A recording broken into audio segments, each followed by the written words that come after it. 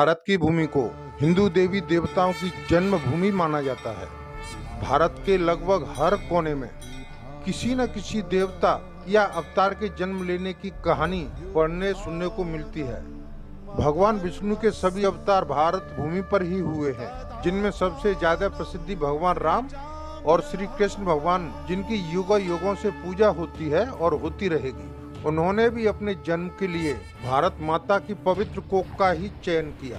ऐसे में सवाल उठता है कि आखिर वह कौन सा कारण है जिसके चलते हिंदुओं के तमाम देवी देवताओं का जन्म भारतवर्ष में ही हुआ, जबकि हिंदू धर्म के अनुयायी भारत के अतिरिक्त भी दूसरे देशों में रहते हैं। आज हम इस वीडियो के माध्यम से इन्हीं सवालों के जवाब ढूंढने की कोशिश करेंगे। दोस्तों, वीडियो में आगे बढ़ने से पहले मेरी आपसे रिक्वेस्ट है कि चैनल को अभी तक आपने सब्सक्राइब नहीं किया है तो प्लीज सब्सक्राइब कर लें और बेल को बजाकर ऑल को प्रेस करना तो बिल्कुल मत भूलिएगा, और वीडियो अच्छी लगे तो एक लाइक जरूर कर दें। Thank you. चलिए आगे बढ़ते हैं। हिंदू धर्म के सभी देवी देवताओं का जन्म भारत में ही क्यों हुआ, इसका उत्तर जानने के लिए आपको प्राचीन ग्रंथों का थोड़ा अध्ययन करना होगा। बताया जाता है कि भारत का क्षेत्रफल जितना दूर तक फैला है, प्राचीन काल में वह उससे कई गुना विशाल था, और तब उस भूभाग को जम्बूद्वीप के नाम से जाना जाता था। मार्कंडेय पुराण के अनुसार जम्बूद्वीप उत्तर और दक्षिण के बजाय मध्य के क्षेत्र में सबसे ज्यादा फैला हुआ था, और इस फैलाव के क्षेत्र को ही मेरुवर्ष या फिर इलावर्ष के नाम से भी लोग जानते थे। बाद में ये और सिकुड़ते चला गया, जिसे हम अखंड भारत कहते हैं। अखंड भारत की सीमाएं इंडोनेशिया से लेकर अफगानिस्तान, श्रीलंका, पाकिस्तान, नेपाल, भूटान और चीन का भी बड़ा भूभाग आदि अखंड भारत के ही भूभाग थे। प्राचीन काल में एक चक्रवर्ती सम्राट हुए थे जिनका नाम कुरुरवा था। उनकी माता का नाम इलावर्त था। इलावर्त क्षेत्र के मध्य में सुनहरे मेरु पर्वत का निवास था।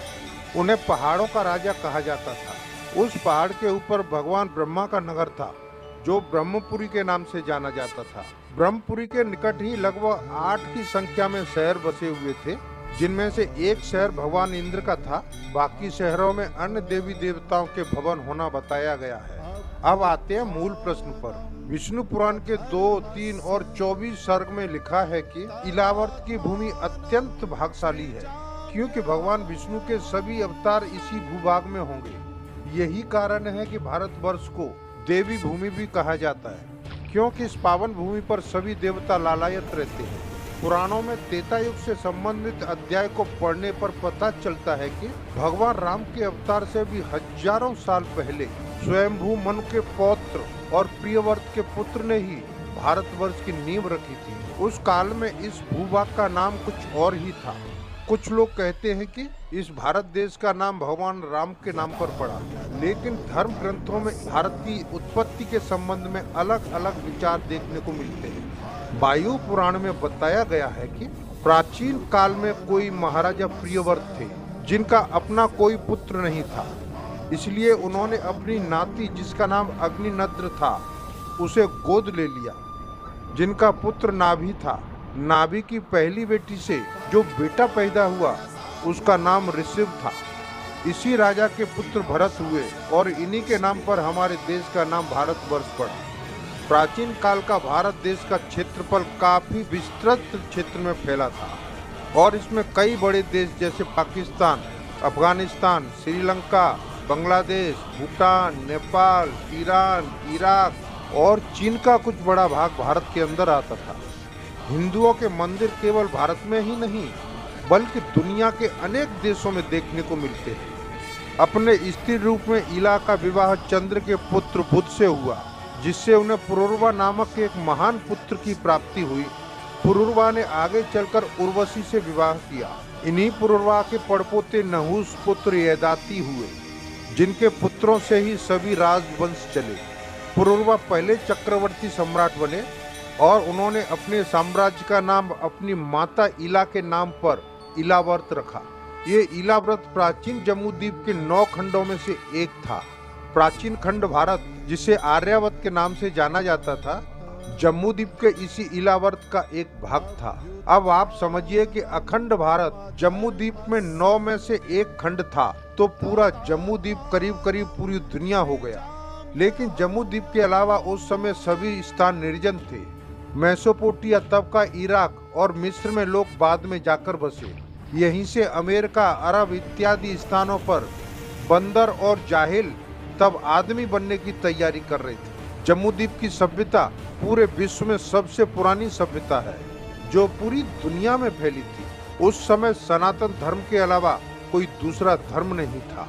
यही कारण है कि आगे चलकर लोग जहाँ जहाँ बसते गए, भगवान की यादें और उनकी मूर्तियों को अपने साथ ले गए। दुनिया में कई ऐसे देश हैं जहाँ प्राचीन मंदिर के प्रमाण मिलते हैं, और भारत के अतिरिक्त भी बहुत से ऐसे देश हैं जहाँ आज वर्तमान समय तक सनातन हिंदू धर्म के रीति रिवाजों के अनुसार पूजा पाठ किया जाता है।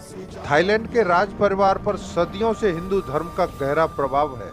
वहाँ के निवासी थाईलैंड के राजा को आज भी विष्णु भगवान का अवतार मानते हैं। इतना ही नहीं, थाईलैंड के राष्ट्रीय प्रतीक को भी सनातन धर्म के प्रतीक के रूप में गरुड़ को रखा गया है। इंडोनेशिया के जावा में प्रम्बानन मंदिर प्राचीन जावा का सबसे विशाल हिंदू मंदिर है।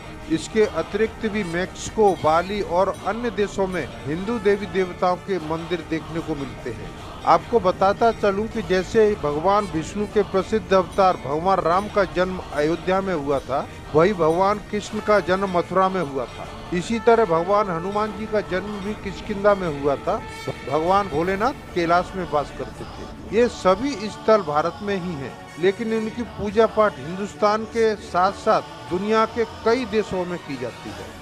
लेकिन फिर भी इन सभी देवी देवताओं ने भारत माता की पवित्र कोख को ही अपनी जन्म स्थली के रूप में चुना।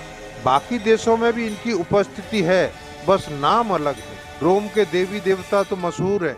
मिस्र में भी देवी देवताओं की पूजा होती थी, और वहाँ के राजाओं के नाम के साथ साथ राम का नाम जुड़ा होता था।